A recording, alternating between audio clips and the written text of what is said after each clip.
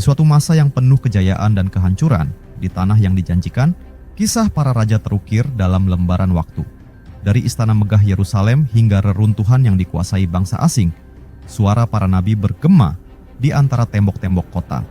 Namun, siapa yang pertama kali mencatat sejarah ini? Bagaimana kitab Melahim, kisah tentang raja-raja Israel dan Yehuda, muncul di tengah peradaban yang terus berubah. Semua bermula di masa keemasan Raja Salomo, putra Daud yang dipilih Tuhan. Ia membangun bait suci di Yerusalem, tempat hadirat Tuhan bersemayam di antara umatnya. Namun, di balik kemegahan itu, benih kehancuran mulai tumbuh. Istri-istri asingnya memperkenalkan dewa-dewa lain, membuat hati Salomo condong pada penyembahan berhala. Saat Salomo wafat, kerajaannya terpecah. 10 suku Israel di utara dipimpin oleh Yerobeam, sementara keturunan Daud tetap berkuasa di Yehuda di selatan. Perpecahan ini menjadi awal dari kisah panjang yang akhirnya terdokumentasi dalam kitab Melahim. Di balik layar sejarah, para nabi Tuhan menjadi saksi atas segala yang terjadi. Nabi Elia dengan penuh keberanian menantang Raja Ahab dan istrinya, Izebel, yang membawa penyembahan Baal ke Israel. Nabi Elisa, penerusnya, menyaksikan kehancuran satu persatu raja yang mengabaikan perintah Tuhan. Mereka tidak hanya menyampaikan firman, tetapi juga memastikan bahwa sejarah tidak dilupakan. Murid-murid mereka, para ahli kitab dan imam, mencatat setiap peristiwa, setiap nubuat, dan setiap kejatuhan bangsa. Tahun-tahun berlalu, hingga akhirnya datanglah Nebukadnezar, Raja Babel yang menaklukkan Yerusalem pada tahun 586 sebelum Masehi. Bait suci dihancurkan, rakyat Yehuda diangkut ke pembuangan. Di negeri asing itu, para imam dan ahli Taurat memahami bahwa mereka harus mengabadikan sejarah bangsanya. Mereka mengumpulkan catatan para nabi, silsilah raja-raja, dan kisah kehancuran Israel dan Yehuda. Dari sinilah, kitab Melahim disusun sebagai peringatan bagi generasi mendatang, agar mereka tidak mengulangi dosa leluhur mereka. Kitab Melahim bukan sekadar catatan sejarah. Ia adalah cermin bagi umat Israel dan Yehuda tentang bagaimana kepatuhan kepada Tuhan membawa berkat, dan bagaimana penyimpangan membawa kehancuran. Dari kemegahan Salomo hingga reruntuhan Yerusalem, dari suara para nabi hingga kebisuan di tanah pembuangan, kitab Melahim hadir sebagai saksi zaman. Misteri kelahirannya terletak pada kehancuran itu sendiri. Ketika segalanya hancur, kata-kata yang tertulis menjadi satu-satunya warisan yang tersisa, sebuah peringatan yang kekal. Kitab Melahim, kitab raja-raja, dalam Alkitab Ibrani dan Perjanjian Lama mencatat sejarah raja-raja Israel dan Yehuda, mulai dari pemerintahan Raja Salomo hingga kehancuran kerajaan oleh Asyur dan Babel. Berikut beberapa tokoh dan peristiwa penting dalam kitab ini. Tokoh-tokoh penting. 1. Raja Salomo, anak Raja Daud dan penerus takhta Israel. Dikenal karena kebijaksanaannya membangun bait suci di Yerusalem. Namun, jatuh dalam penyembahan berhala akibat pengaruh istri-istrinya. 2. Raja Yerobeam I, pemimpin 10 suku Israel yang memberontak terhadap Rehabeam, anak Salomo. Mendirikan kerajaan Israel Utara dan membuat 2 anak lembu emas untuk disembah rakyatnya. 3. Raja Ahab dan Izebel. Ahab adalah raja Israel yang menikah dengan Izebel, seorang penyembah Baal. Mereka menghadapi perlawanan dari Nabi Elia karena mempromosikan penyembahan berhala. 4. Nabi Elia, nabi besar yang menantang Raja Ahab dan Izebel, mengadakan pertarungan di Gunung Karmel melawan nabi-nabi Baal, naik ke surga dengan kereta berapi tanpa mengalami kematian. 5. Nabi Elisa, penerus Nabi Elia, melakukan berbagai mukjizat seperti menyembuhkan Naaman dari penyakit kusta. 6. Raja Hizkia, raja Yehuda yang saleh dan melakukan reformasi keagamaan, berdoa kepada Tuhan ketika Yerusalem dikepung oleh Raja Sanherib dari Asyur. 7. Raja Yosia, memimpin pembaruan besar dalam ibadah kepada Tuhan setelah menemukan kitab Taurat, menghancurkan tempat-tempat penyembahan berhala. 8. Raja Nebukadnezar II, Raja Babel yang menaklukkan Yerusalem pada tahun 586 sebelum Masehi, menghancurkan bait suci dan membawa bangsa Yehuda ke dalam pembuangan Babel. Peristiwa penting. Pertama, pendirian bait suci di Yerusalem. Di puncak kejayaan Israel, ketika kerajaan Daud telah mengakar kuat dan damai meliputi negeri, seorang raja duduk di tahtanya. Salomo, putra Daud, telah diwarisi kekuasaan, kebijaksanaan, dan tanggung jawab besar. sebuah tugas suci yang tak sempat diselesaikan ayahnya, mendirikan bait suci bagi Tuhan di Yerusalem. Salomo tahu ini bukan sekadar bangunan, ini adalah takhta Tuhan di bumi, tempat umatnya datang membawa doa dan persembahan. Sebuah rumah yang dijanjikan Tuhan kepada Daud, yang kini akan berdiri sebagai pusat ibadah bagi seluruh Israel. Sebelum pembangunan dimulai, ribuan pekerja dikerahkan.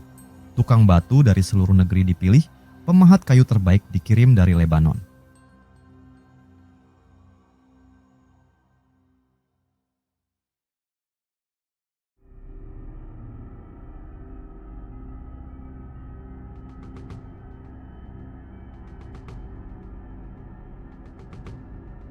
Raja Salomo mengadakan perjanjian dengan Hiram, Raja Tirus, untuk mengimpor kayu aras dan kayu sanobar yang paling indah.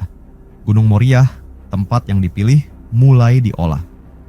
Batu-batu raksasa dipahat tanpa palu atau alat besi di lokasi pembangunan agar kesuciannya tetap terjaga. Semua harus sempurna karena ini adalah rumah bagi Yang Maha Kudus. Tahun demi tahun berlalu. Setiap hari, suara pekerja menggema di Yerusalem. Tiang-tiang megah didirikan, tembok-tembok berlapis emas berkilauan di bawah cahaya matahari. Di dalamnya ruangan-ruangan suci mulai terbentuk. Ruang Maha Kudus, tempat di mana tabut perjanjian akan diletakkan, dibangun dengan penuh kehati-hatian. Dindingnya dilapisi emas murni, dihiasi ukiran pohon kurma dan kerub. 2 patung kerub raksasa dari kayu zaitun berlapis emas membentangkan sayapnya menaungi tabut perjanjian. Di luar, sebuah mezbah besar dari tembaga berdiri, tempat kurban-kurban akan dipersembahkan kepada Tuhan. Laut tuangan, bejana air raksasa yang ditopang oleh 12 patung lembu, siap digunakan untuk penyucian para imam. Setelah 7 tahun, akhirnya tiba harinya. Bait suci telah sempurna. Seluruh Israel berkumpul di Yerusalem, menyaksikan momen yang telah lama dinantikan. Para imam dengan penuh hormat membawa tabut perjanjian dari kota Daud ke dalam ruang Maha Kudus. Begitu mereka meletakkannya di tempatnya, awan kemuliaan Tuhan memenuhi seluruh bait suci. Cahaya ilahi menyelimuti tempat itu, tanda bahwa Tuhan telah berkenan berdiam di antara umatnya. Di depan rakyatnya, Raja Salomo berdiri di atas mimbar perunggu, mengangkat tangannya ke langit. Dengan suara yang menggema di seluruh Yerusalem, ia berdoa, "Ya Tuhan, Allah Shallallahu Alaihi Wasallam Israel, tiada yang seperti Engkau di langit maupun di bumi. Engkau yang memegang perjanjianmu dengan umat yang setia kepadamu. Kiranya matamu terbuka atas rumah ini, tempat di mana namamu dipanggil." Setelah doa dipanjatkan, ribuan korban bakaran dipersembahkan. Sapi, domba, dan kambing dalam jumlah yang tak terhitung dibakar di atas mezbah. Hari itu, Yerusalem penuh dengan nyanyian dan pujian. Bait suci telah berdiri, perjanjian telah digenapi. Namun, tak seorang pun tahu bahwa di masa depan, tempat suci ini akan menjadi saksi bagi pemberontakan, penyesalan, dan akhirnya kehancuran. Kedua, pecahnya kerajaan Israel. Matahari pagi menyinari istana megah di Yerusalem. Hari itu seharusnya menjadi awal yang baru bagi Israel, tetapi di kejauhan, suara gemuruh massa mulai terdengar. Di seluruh negeri, rakyat berbicara dengan suara lirih, penuh keraguan dan kecemasan. Raja Salomo telah wafat dan kini putranya, Rehabeam, duduk di atas takhta. Namun, bisikan di antara para tetua dan rakyat biasa semakin jelas. Apakah ia akan menjadi raja seperti ayahnya? Ataukah ia akan lebih kejam?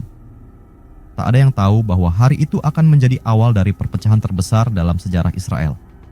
Di kota Sikem, tempat para pemimpin Israel berkumpul, Yerobeam, seorang tokoh yang dikenal rakyat, kembali dari pelariannya di Mesir. Dahulu, ia adalah salah satu pejabat kepercayaan Salomo, tetapi kini ia berdiri sebagai pemimpin bagi rakyat yang merasa tertindas. "Berilah kami kelegaan," pinta para tua-tua bangsa kepada Rehabeam. "Ayahmu telah membebankan kerja paksa yang berat atas kami. Jika engkau memperingan beban ini, kami akan setia kepadamu." Rehabeam mendengar permintaan itu, tetapi ia ragu. Ia meminta waktu 3 hari untuk berpikir. Ia berkonsultasi dengan para penasihat tua, mereka yang pernah melayani Salomo. "Bersikaplah lembut kepada rakyat," kata mereka. "Jika hari ini engkau mendengar mereka, mereka akan melayanimu seumur hidup."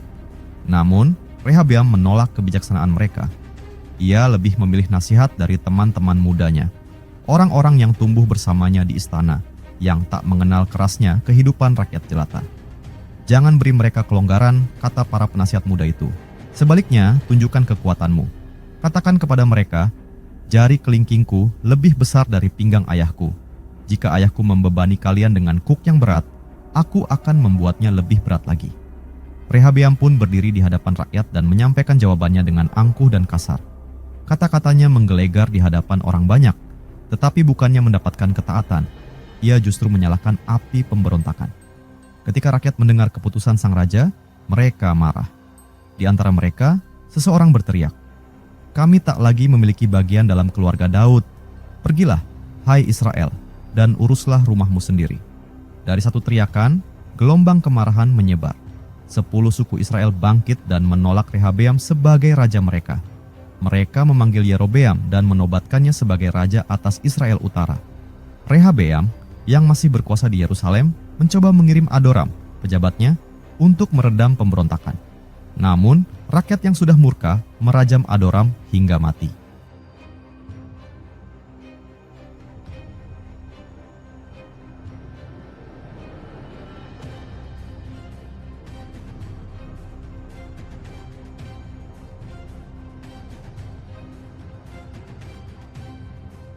Tak ada jalan kembali.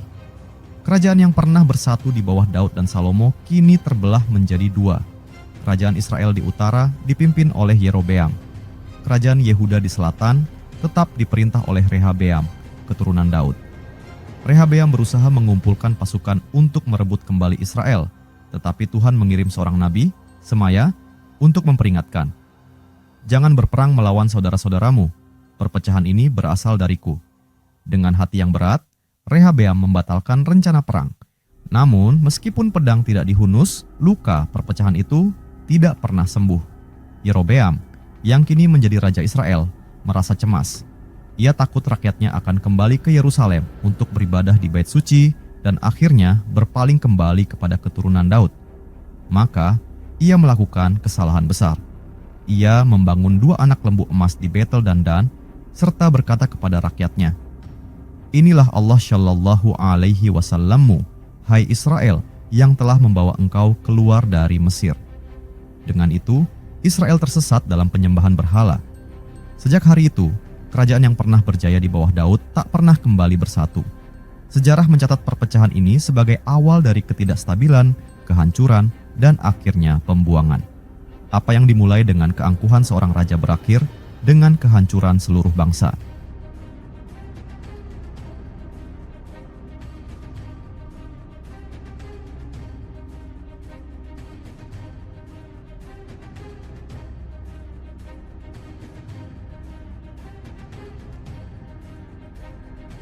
Keempat, pembuangan Israel oleh Asyur. Di tanah yang dahulu dipenuhi oleh nyanyian dan doa, kini hanya terdengar suara derap kaki tentara dan jeritan rakyat yang ketakutan. Langit Israel kelam, bukan oleh badai, tetapi oleh kepulan asap dari desa-desa yang dibakar. Samaria, ibu kota kerajaan Israel Utara, terkepung. Di sekelilingnya, ribuan prajurit Asyur berdiri tegap, bendera mereka berkibar, dan tombak-tombak mereka berkilau di bawah matahari yang terik. Dari balik tembok kota, rakyat yang tersisa menatap dengan ketakutan. Mereka tahu ini bukan sekadar serangan. Ini adalah hukuman yang telah lama dinubuatkan. Sejak pecahnya kerajaan Israel setelah kematian Salomo, 10 suku di utara terus memberontak terhadap Tuhan. Yerobeam, raja pertama mereka, telah membawa bangsa itu ke dalam penyembahan berhala dengan mendirikan 2 anak lembu emas di Betel dan Dan. Dan dari generasi ke generasi, dosa itu terus diwarisi. Raja-raja Israel yang datang silih berganti semakin jauh dari Tuhan. Mereka membangun bukit-bukit pengorbanan, membakar dupa bagi dewa-dewa asing, dan bahkan mempersembahkan anak-anak mereka sendiri sebagai korban kepada ilah-ilah palsu. Para nabi telah diperingatkan. Elia telah menantang Ahab dan Izebel serta nabi-nabi Baal di Gunung Karmel. Amos dan Hosea telah menyerukan pertobatan, memohon agar Israel kembali kepada Tuhan. Tetapi mereka tidak mau mendengar. Maka Tuhan membiarkan bangsa ini jatuh ke tangan musuhnya di tahun 722. Sebelum Masehi, Raja Salmaneser V dari Asyur membawa pasukannya ke tanah Israel. Kota-kota yang dulunya ramai kini terbakar habis. Tentara Asyur yang ganas menghancurkan segala yang mereka lewati, tidak menyisakan apapun kecuali reruntuhan dan mayat. Di dalam kota Samaria, Raja Hosea, raja terakhir Israel, menggigil dalam ketakutan. Ia telah mencoba melawan Asyur dengan meminta bantuan Mesir, tetapi itu adalah kesalahan fatal. Setelah 3 tahun pengepungan, tembok Samaria akhirnya runtuh. Prajurit Asyur masuk seperti gelombang banjir. Rumah-rumah dijarah, bait-bait berhala dihancurkan, dan rakyat yang tersisa ditangkap, diikat dengan rantai besi, dan digiring keluar dari negeri mereka sendiri. Laki-laki, perempuan, anak-anak, semuanya dipaksa berjalan jauh ke negeri asing. Mereka dibawa ke Halah, Habor, dan kota-kota Media, jauh dari tanah nenek moyang mereka. Tanah Israel kosong, dan 10 suku Israel menghilang dalam sejarah, terserap ke dalam bangsa-bangsa lain, tak pernah kembali. Namun, Asyur tidak berhenti di situ. Mereka tidak hanya menghancurkan Israel, tetapi juga menghapus identitasnya. Sebagai bagian dari kebijakan mereka, Raja Asyur mengisi kembali tanah itu dengan orang-orang asing dari berbagai penjuru kerajaan. Mereka datang dengan budaya, bahasa, dan dewa-dewa mereka sendiri. Di antara mereka, ada yang mulai menyembah Tuhan Israel, tetapi bukan dengan hati yang sungguh-sungguh. Mereka mencampurkan penyembahan Tuhan dengan penyembahan berhala. Dari merekalah kemudian lahir bangsa Samaria, yang kelak dibenci oleh orang-orang Yahudi. Hari itu, di bawah langit yang gelap oleh asap dan debu, sebuah kerajaan hilang dari sejarah. Israel, bangsa yang pernah dijanjikan tanah ini, diusir dari tanahnya sendiri. Bukan karena Asyur kuat, tetapi karena mereka sendiri yang menolak Tuhan. Hanya Yehuda yang tersisa di selatan, masih berdiri di bawah keturunan Daud. Tetapi, akankah mereka belajar dari kehancuran Israel? Ataukah mereka juga akan mengalami nasib yang sama, dan Tuhan yang Maha Pemurah tetap menunggu mereka yang mau kembali? Kelima, pembuangan Yehuda ke Babel. Matahari senja mewarnai langit Yerusalem dengan cahaya merah keemasan. Namun keindahan itu tak lagi memberi ketenangan. Dari atas tembok kota, para penjaga melihat lautan pasukan Babel mengepung kota suci. Bendera-bendera hitam dengan lambang Nebukadnezar berkibar di bawah langit kelam, sementara ribuan prajurit bersiap untuk memberikan pukulan terakhir. Di dalam kota, rakyat ketakutan. 3 tahun lamanya mereka bertahan dalam pengepungan yang mengerikan. Kelaparan telah merajalela. Ibu-ibu menangis karena anak-anak mereka mati kehausan. Mayat-mayat berserakan di jalanan, sementara orang-orang yang putus asa bersembunyi di reruntuhan rumah mereka. Yerusalem, kota yang pernah dijanjikan Tuhan kepada Daud, akan segera runtuh. Puluhan tahun sebelumnya, para nabi telah memperingatkan raja-raja Yehuda. Yeremia, dengan air mata, berseru di jalanan Yerusalem, "Bertobatlah, jika tidak, Tuhan akan menyerahkan kota ini ke tangan musuh." Yesaya, jauh sebelum itu, telah bernubuat bahwa suatu hari Yehuda akan dibawa ke pembuangan di Babel. Namun, para raja tidak mendengarkan. Raja Yoyakim menolak tunduk kepada Babel, bahkan membakar gulungan kitab yang ditulis oleh Yeremia. Raja Zedekia, raja terakhir Yehuda, dengan angkuh memberontak terhadap Nebukadnezar, percaya bahwa Mesir akan menolongnya.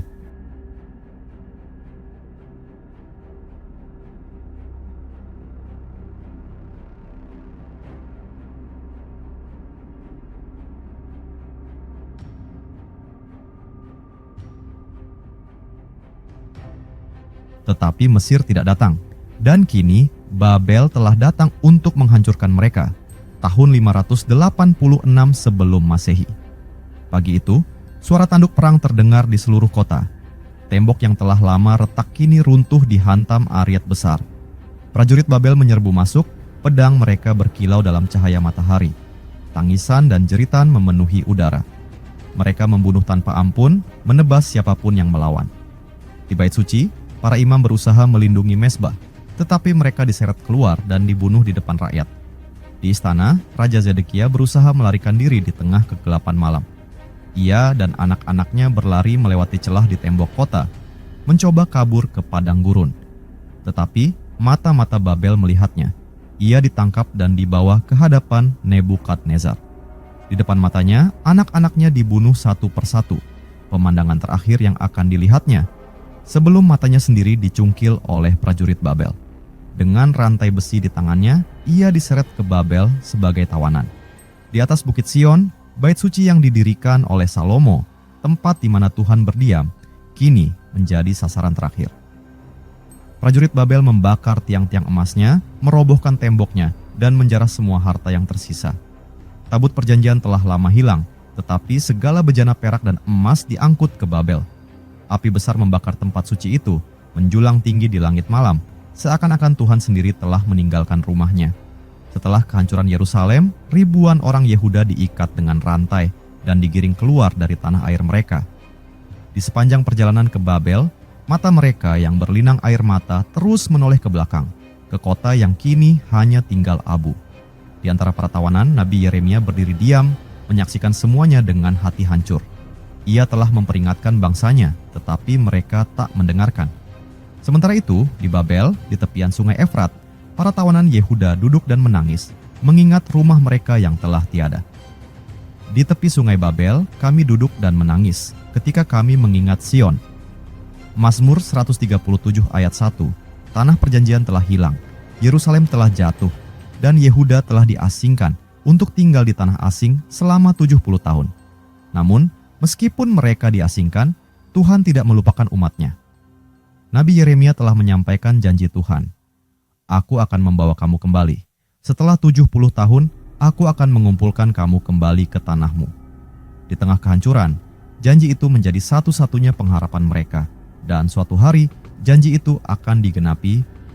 Kitab Melahim memberikan pelajaran tentang kepatuhan kepada Tuhan dan konsekuensi dari penyembahan berhala.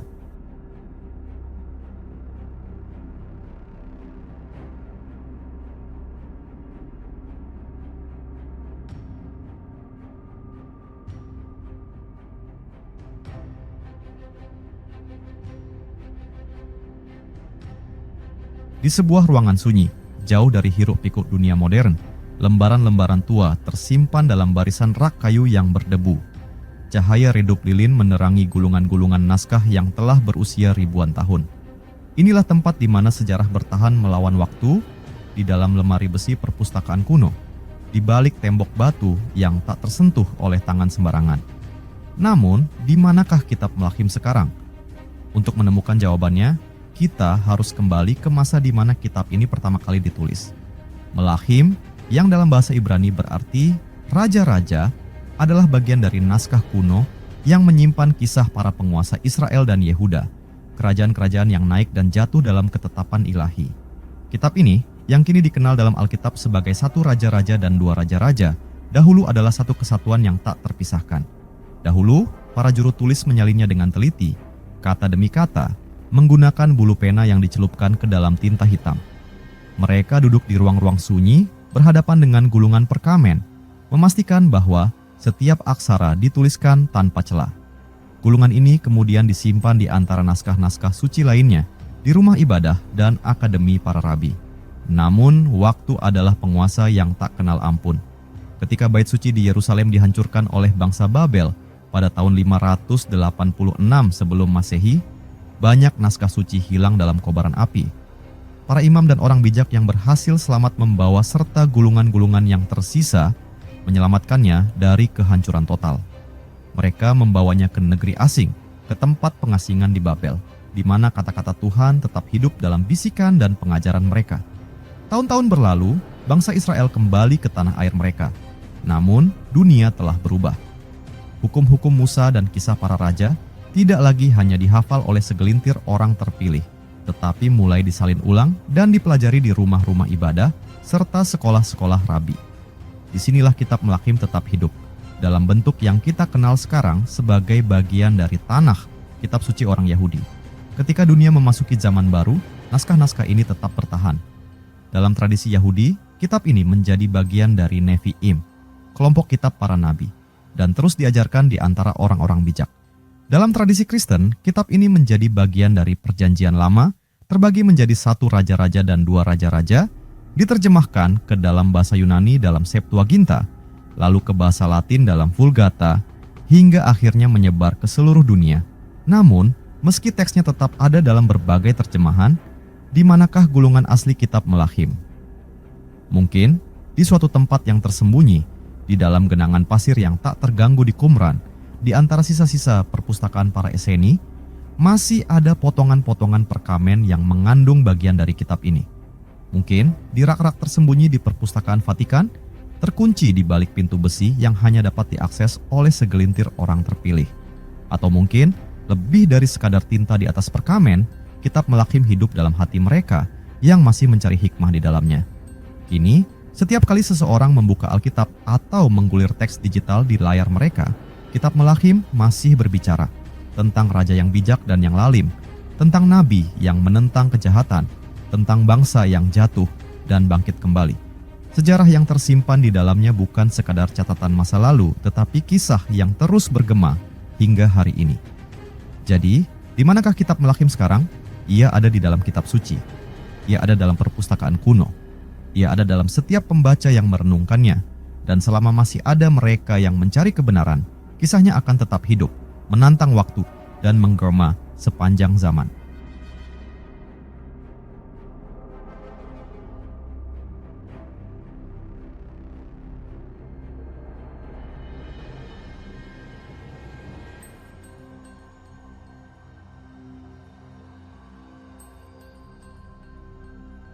Di antara lembaran-lembaran sejarah yang telah lama berlalu, terdapat kisah-kisah yang tak lekang oleh waktu.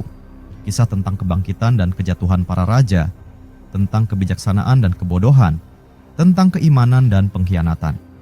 Kitab Melakhim, atau yang lebih dikenal dalam tradisi Islam sebagai bagian dari sejarah Bani Israel, adalah cermin bagi umat manusia, termasuk kaum muslim, untuk merenungi perjalanan mereka sendiri di dunia ini.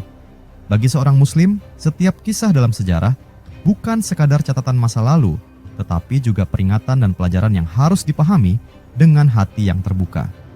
Al-Quran sendiri mengajarkan bahwa umat Islam dapat mengambil ibrah, pelajaran, dari perjalanan umat terdahulu. Seperti firman Allah Subhanahu wa Ta'ala dalam surah Yusuf ayat 111. Sungguh, dalam kisah-kisah mereka terdapat pelajaran bagi orang-orang yang mempunyai akal. Quran Surat Yusuf ayat 111. Maka ketika kita menelusuri kitab Melakhim, kita tidak hanya membaca kisah para raja yang berkuasa di Israel dan Yehuda, tetapi juga melihat gambaran lebih besar tentang bagaimana kekuasaan, kesetiaan kepada Tuhan, dan keadilan menjadi penentu kejayaan suatu bangsa. Pelajaran tentang tauhid dan bahaya kemusyrikan.